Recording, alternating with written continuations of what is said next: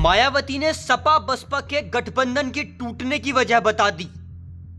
UP विधानसभा चुनाव 2027 के लिए बहन जी ने चल दी अपनी पहली चाल। अखिलेश यादव का पीडीए मिशन पर मायावती का करारा प्रहार।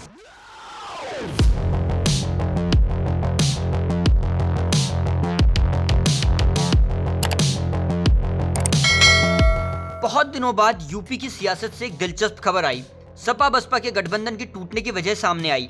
खुलासा मायावती ने किया। कहा, जब सपा को 2019 के लोकसभा चुनाव में महज 5 सीटें मिली तो अखिलेश ने उनका फोन उठाना ही बंद कर दिया। ये दावा मायावती ने अपनी बुकलेट में किया। फिलहाल ये बुकलेट बसपा के सीनियर नेताओं और कार्यकर्ताओं को बांटी गई है। बुकलेट में मायावती सपा के साथ हुए दोनों गठबंधनों के टूटने की वजह बता रही है। साल 2019 के लोकसभा चुनाव में अखिलेश की समाजवादी पार्टी को 5 सीट और मायावती की बहुजन समाज पार्टी को 10 सीटें मिली थी। मायावती ने सीट कम होने की वजह बताते हुए कहा, तब सपा नेताओं ने उनके फोन उठाने ही बंद कर दिए थे। हाल ही में लखनऊ में बसपा की एक बैठक के दौरान ये 59 पन्नों की पुस्तिका बांटी गई, जिसमें इस बात का जिक्र है। अपनी स्क्रीन पर आप इस पुस्तिका के पन्नों को देख सकते हैं।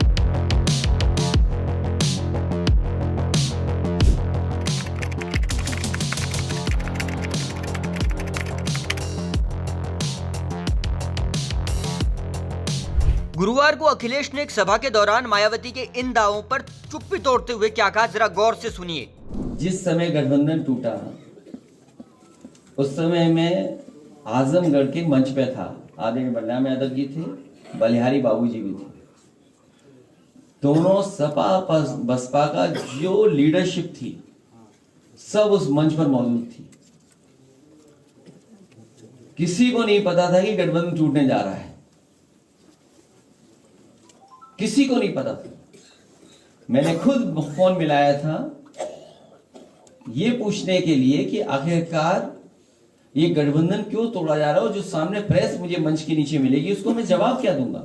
मायावती पिछले कई सालों से मीडिया और कैमरों से खासकर दूर रहती हैं। पिछले दिनों हुई बसपा की बैठक में बात निकली तो दूर तक जानी तय थी।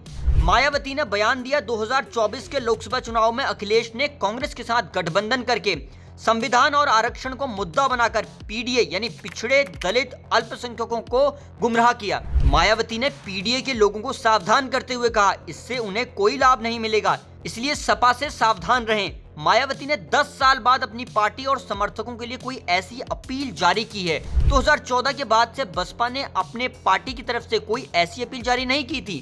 तभी से पार्टी का ग्राफ भी यूपी में नीचे की ओर जा रहा है। मायावती की हालत आप इस ग्राफिक से समझ सकते हैं। यूपी में 2022 के विधानसभा चुनावों में बसपा को सिर्फ 1 सीट मिली। वहीं यूपी में बसपा का वोट शेयर गिरकर 12% के आसपास आ गया। 2024 के लोकसभा चुनाव के नतीजे बताते हैं कि बीजेपी का खुमार अब कम होने लगा है। इंडी गठबंधन पहले से मजबूत स्थिति में आ गया है। ऐसे में मायावती यूपी में होने वाले 2027 के विधानसभा चुनाव की रणनीति तैयार करने में लगी है। बसपा का प्लान अपने दलित वोट बैंक को वापस अपने हिस्से में लाना होगा।